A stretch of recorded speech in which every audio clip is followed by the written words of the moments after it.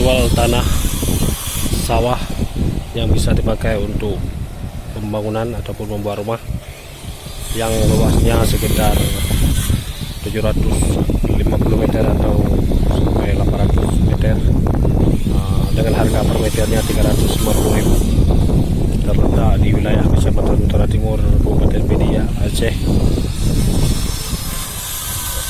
Barangkali ada yang berminat, silakan hubungi kami. Semuanya sudah menyurat, kita beres. Tanah ini dipakai untuk menanam padi, namun di sampingnya sekarang sudah dibuat bangunan rumah. Letaknya sangat strategis dekat jalan raya, 80 meter dari jalan raya. Di samping lapangan bola kaki, ada lorong di pinggir lapangan, saluran air. Untuk membuat rumah sangat cocok. Bagi yang berminat, silakan menghubungi kami.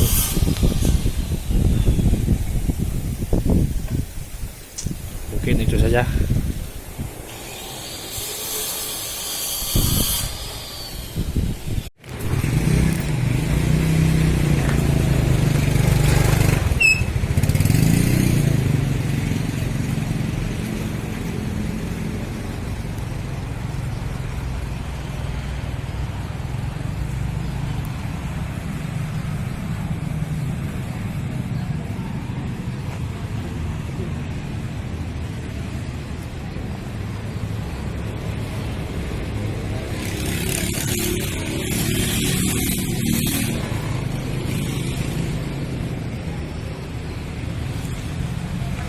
Enak dok na.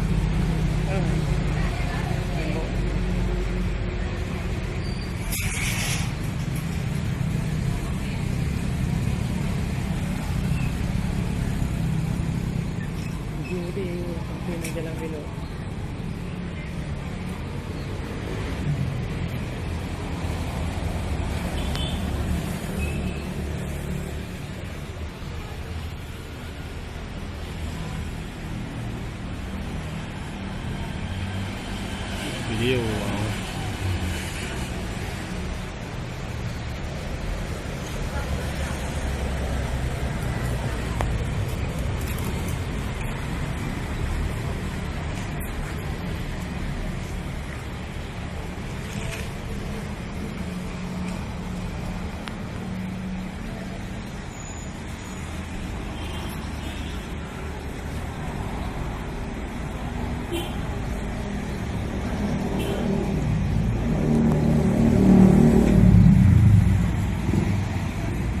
Pernah 2 menit lebih pecuk aja gitu.